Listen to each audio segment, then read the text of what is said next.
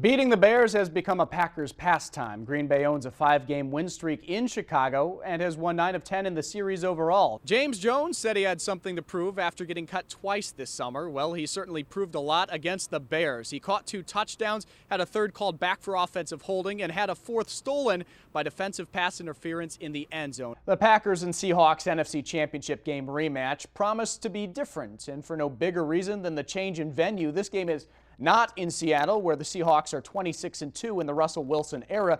It's at Lambeau Field, where Aaron Rodgers has gone 36-2 in his last 38 regular season home games. Aaron Rodgers at the peak of his powers, throwing 5 touchdown passes, no interceptions on Monday Night Football as the Packers race out to a 31-7 lead against the Chiefs. The Packers advanced to 5-0 for just the second time since Vince Lombardi left town. The last time they started this fast, they went on to go 13-0. The Packers are 6-0, undefeated at the bye, but you wouldn't know it from listening to Aaron Rodgers, the Packers quarterback, displeased with the offensive production. This team led the league in scoring last year, but has topped 30 points only twice this season. With Aaron Rodgers and Peyton Manning set to square off, you would normally think shootout, but both these teams feature shutdown defenses. The Packers #1 in points allowed, and Denver #2 in that department. They certainly do. The Packers' home field advantage is well chronicled, but the Broncos very good at a mile high. They've won 10 straight regular season home games, so if the Packers want to stay perfect tonight, they'll need to pick up their toughest road win in 3 years. It's been 3 years since Green Bay has beaten a team more than 1 game over 500 on the road, let alone a 6-0 team like the Broncos. 3 and out. Out of first place in the NFC North with 3 straight losses, 5 3 and outs today, 9 punts.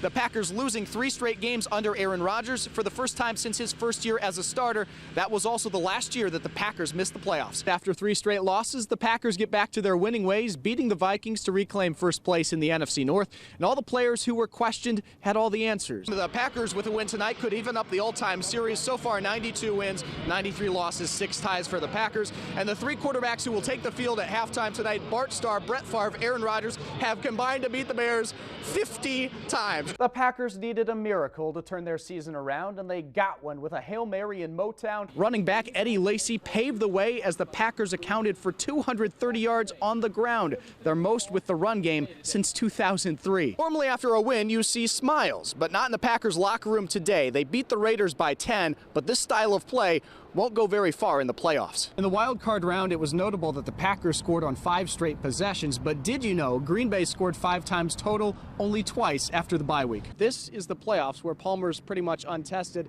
The 36-year-old has played in only 2 playoff games, and in one of those, he tore his ACL after throwing only 1 pass. But still, don't expect the pressure to get to Palmer. Yeah, we'll go Sesame Street style. This report is brought to you by the number 24.